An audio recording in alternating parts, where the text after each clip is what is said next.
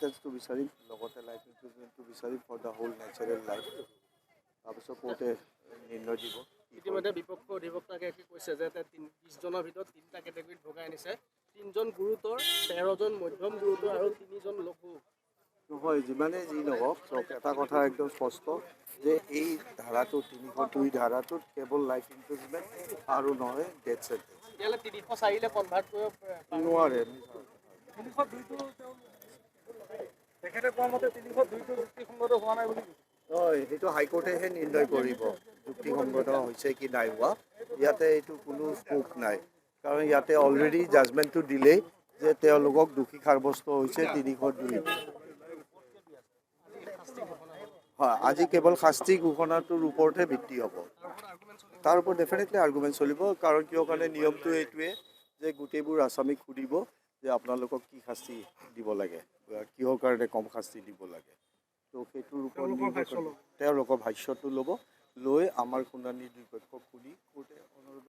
শুনা নহয় মই যোৱা ডেটত একচুৱেলি আপোনালোকক মই বিশেষভাৱে ব্ৰিফিং কৰিব পৰা নাই কাৰণ কিয় যোৱা ডেটত মই জাজমেণ্টটো পোৱা নাছিলোঁ আৰু মই জাজমেণ্টটো পঢ়ি মই আচলতে সন্তুষ্ট নহয় এই যে 25জন যে খালাচ দিছে এই 20জনৰো যি 20জন আজি তেওঁ কনভিক্ট কৰিলে 302 302 ধাৰাত তেওঁলোকক শাস্তি প্ৰদান কৰাৰ কোনো তেনেকুৱা সাক্ষী নাই মই এটা আৰ্গুমেণ্ট কৰিছিলোঁ যে আপোনালোকে জানিব যে আমাৰ ইণ্টেনশ্যন টু কিল মানে মানুহজনক মাৰাৰ অভিপ্ৰায় নাছিল মৰিছে সঁচা আমি কোৱা নাই যে আমিও দুখ প্ৰকাশ কৰোঁ অভিজিত দলৰ কাৰণে আমিও হিউমেন বিং যে আমাৰো ব্যথা জন্মে কিন্তু আইনগত দৃষ্টিভংগীৰ পৰা যদি আপোনালোকে পৰ্যালোচনা কৰে তেওঁলোকে এটা সপাধাৰা বুলি জমা হৈছিল আৰু পৰৱৰ্তী সময়ত তেওঁলোকৰ হয়তো হেৰিৰ কাৰণেই মৃত্যু হৈছে কিন্তু আইনত কোৱা হৈছে যে এজন মানুহৰ যেতিয়া মানে মাৰিম বুলি অভিপ্ৰায় নকৰে তেতিয়া 302 নাহে ইণ্টেনশ্যনটো নাছিল তেওঁলোকৰ ইণ্টেনশ্যনটো আছিল ইয়াক শাৰীৰিকভাৱে অপদস্থ কৰা বা শাৰীৰিকভাৱে বা জখম কৰা গতিকে সেইকাৰণে আমি কৈছোঁ যে এই কেছটোত মই প্ৰথম দিনাই কৈছিলোঁ যে আপোনালোকে তেতিয়া আচৰিত পাইছিল 20 তাৰিখৰ আগত এটা ডেটত মই বোধহয় 6 তাৰিখে যে ইয়াত 302টোৰ কোনো ইনগ্ৰেডিয়েণ্ট নাই আজি এই জাজমেণ্টটো আজি ধৰক পানিছমেণ্টৰ আৰ্গুমেণ্ট আছে ধৰক লাইফ দিছে এতিয়া লাইফে দিব যিহেতু 302 আছে লাইফে দিব ইয়াত ফাঁচিও দিব নোৱাৰে কাৰণ ইয়াত এগ্ৰাভেটিভ ফৰ্ম নাই ফাঁচি দিব লাগিলে ৰেয়াৰেষ্ট কৰিব লাগে ইমান ঘৃণনীয় হ'ব লাগিব যে পৃথিৱীত সেনেকুৱা ঘটনা বিৰল আৰু এইটোত সেনেকুৱা নাই গতিকে ইয়াত যদিও যোৱা ডেটত মই শুনিছোঁ যাতে বহুতেই আহ্বান জনাইছে ফাঁচি হ'বলৈ মই এই ডেটত ফাঁচি দিব নোৱাৰে মই এইটো একেবাৰে আইনৰ দৃষ্টিভংগীৰ ভিতৰৰ পৰা কৈছোঁ যদি কোৰ্টে কি ডিচাইড কৰে বেলেগ কথা মোৰ এজ এ ডিফেন্স লয়াৰ মোৰ সম্পূৰ্ণ এইটো মই সাক্ষীবাদী চাই মই এইটো কৈছোঁ যে এই কেছত কোনো কাৰণত তেওঁলোকক কেপিটেল পানিছমেণ্ট বা মৃত্যুদণ্ড দিব নোৱাৰে এই কেছত যিহেতু 302 দিছে যিহেতু যাৱজ্জীৱন কাৰাদণ্ড হ'ব সেইটো মই খাটাং কৈছোঁ কাৰণ 302 তাতকৈ কম পানিছমেণ্ট দিব নোৱাৰে যাৱজ্জীৱন কাৰাদণ্ড দিবই কিন্তু আজিৰ আৰ্গুমেণ্টটো হ'ব যাৱজ্জীৱন কাৰাদণ্ড দিব নে মৃত্যুদণ্ড দিব সেই ওপৰত আজি আৰ্গুমেণ্ট হ'ব গতিকে আমি তাত 3 কেটেগৰী মানুহখিনি ভগাই আনিছোঁ 20জনৰ 3জনৰ অলপ গুৰুতৰ আছে 13জনৰ অলপ মধ্যম গুৰুতৰ আৰু 3জনৰ একেবাৰে মোটামুটি লঘু আৰু এনেকুৱা ধৰণৰ সাক্ষীখিনি পৰ্যালোচনা কৰিলে কোনো কাৰণত মানে মই ভাবোঁ যে এই 302 কোনো কাৰণত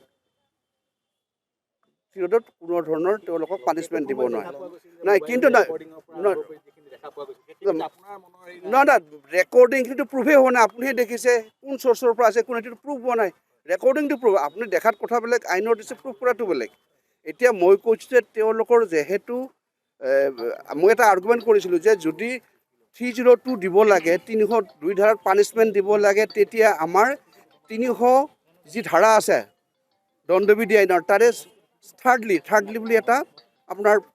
প্ৰভিজো আছে সেই থাৰ্ডলিত পৰিব লাগে আৰু সেই থাৰ্ডলিত পৰা নাই নপৰাৰ কাৰণে আমি কৈছোঁ যে যিহেতু আমাৰ যি বিৰছা সিং বুলি এটা কেছ আছে সেই কেছত 4টা ক্ৰাইটেৰিয়া দিছে যে এটা মানুহক মাৰ্ডাৰ হ'ব লাগিলে এইকেইটা ক্ৰাইটেৰিয়াত ফুলফিল হ'ব লাগিব আৰু সেইকেইটা ক্ৰাইটেৰিয়া ফুলফিল হ'ব নোৱাৰাৰ কাৰণে এইটো 302 ধাৰাত কোনো ধৰণৰ পানিছমেণ্ট দিব পাৰে বৰ বেছি কোৰ্টে পানিছমেণ্ট দিব পাৰিলেহেঁতেন এতিয়াতো মই সেইটো যুক্তি ক'ব নোৱাৰিম মই এইটো হাইকোৰ্টত দিম মোৰ বোধে কোৰ্টে যদি পানিছমেণ্ট দিব পাৰিলেহেঁতেন 304 পাৰ্ট 2 দিব পাৰিলে সেইকাৰণে মই কৈছিলোঁ যে আপোনালোক কৈছিলোঁ সিদিনাখনে যে যদি পানিছমেণ্ট হয় চবৰে পানিছমেণ্ট হ'লেও আজি সকলোৱে ওলাই যাব কাৰণ এইটো পানিছমেণ্ট 10 বছৰতকৈ মই আশা কৰা নাছিলোঁ পানিছমেণ্ট হ'ব মই কোৱা নাই যে কিছুমানৰ পানিছমেণ্ট হ'ব আজি 20 জনৰ পানিছমেণ্ট দিছে হয়তো কোৰ্টে 304 পাৰ্ট 2 দি তেওঁলোকক 10 বছৰমান দি পেলাই পানিছমেণ্টটো দিব পাৰে আৰু ইয়াত 302 ধাৰাৰ কোনো ধৰণৰ পানিছমেণ্ট দিয়াৰ সাক্ষীবাদী নাই যেহেতু 302 লাগু হৈছে গতিকে 302 মতে আপোনাৰ 20 জনৰেতো যাৱজ্জীৱন যাৱজ্জীৱন দিবই লাগিব এতিয়া তেওঁ যেহেতু নিৰ্ণয় কৰিছে ধাৰাটো দিবই লাগিব গতিকে সেই ক্ষেত্ৰত আমি সিদ্ধান্ত লৈছোঁ যে আমি আজি যাৱজ্জীৱন দিলোঁ মৃত্যুদণ্ডটো মই নহয় বুলি কৈছোঁ মৃত্যুদণ্ড দিলেও যাৱজ্জীৱন দিলেও আমি গুৱাহাটী হাইকোৰ্টত যিহেতু ইয়াত কোনো ধৰণৰ তেনেকুৱা সাক্ষী প্ৰমাণ মানে প্ৰচিকিউশ্যনৰ ফালৰ পৰা উত্থাপন কৰিব পৰা নাই দিব পৰা নাই গতিকে এই ক্ষেত্ৰত আমাৰ এইটো আহ্বান থাকিব যে এই জাজমেণ্টটোত আমি আমাৰ ফালৰ পৰা আমি সন্তুষ্ট নহয় আমি সন্তুষ্ট নহয় যি 20 জনক দোষী সাব্যস্ত কৰিছে তাৰ এগেইনষ্টত সেই 20 জনক বচোৱাৰ বাবে হাইকোৰ্টত আমি এপিল কৰিম এতিয়া এপিল কৰা ষ্টেটুটৰী অধিকাৰ আছে আমি কৰিম আৰু মই ভাবোঁ হাইকোৰ্টে এই কথাটো বিচাৰ্য কৰি হয়তো 304লৈকে কনভাৰ্ট কৰি পেলাই 304 পাৰ্ট 2লৈ কনভাৰ্ট কৰি আটাইবিলাকে অতি সোনকালে মুক্ত আকাশলৈ আহিব আজি মানে 302ত কি পানিছমেণ্ট দিব যাৱজ্জীৱন দিব নে মৃত্যুদণ্ড দিব এই দুটাই আছে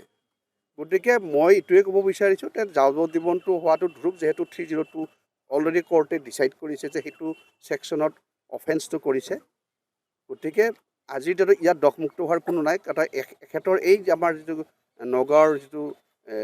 ছেশ্যন কোৰ্ট সেই ছেশ্যন কোৰ্টৰ ইমানখিনিয়ে পৰ গতিকে ইয়াৰ পৰৱৰ্তী সময়ত উচ্চ ন্যায়ালয়ত আমি এপিল কৰিম তেওঁলোকে অভিযুক্ত পক্ষই কৈছে যি 25 জনক দোষমুক্ত কৰিছে তেওঁলোকে তাৰ বিৰুদ্ধে পাৰে আইনগত তেওঁলোকৰো অধিকাৰ আছে তেওঁলোকৰ অধিকাৰ তেওঁ পাৰে যে এওঁসকলক যে এৰি দিছে বা খালাচ দিছে কি যুক্তিত দিছে কিবা যদি মেটেৰিয়েল আছে তেওঁলোকে কোৰ্টত দাঙি ধৰিব হাইকোৰ্টত তেওঁলোকে হাইকোৰ্টত এপিল কৰিব আমিও হাইকোৰ্টত আমাৰ এগেইনষ্টে এই কনভিকশ্যনৰ এগেইনষ্টে আজি যিয়ে নহওক এই পানিছমেণ্টৰ এগেইনষ্টে আমি উচ্চ ন্যায়ালয়ত দ্বাৰস্থ হ'ম আজি পানিছমেণ্ট ডিক্লেয়াৰ নহয় আজি দিবও পাৰে কিন্তু আমাৰ ফালৰ পৰা আমি আৰ্গুমেণ্ট কৰিম যে এই পানিছমেণ্টটোত কেপিটেল পানিছমেণ্ট নহয় বা মৃত্যুদণ্ড দিব নোৱাৰে দিলে যাৱজ্জীৱন দিব পাৰে ধন্যবাদ যিকোনো খবৰৰ বাবে যোগাযোগ কৰক আমাৰ এই নম্বৰত 9181 307 2221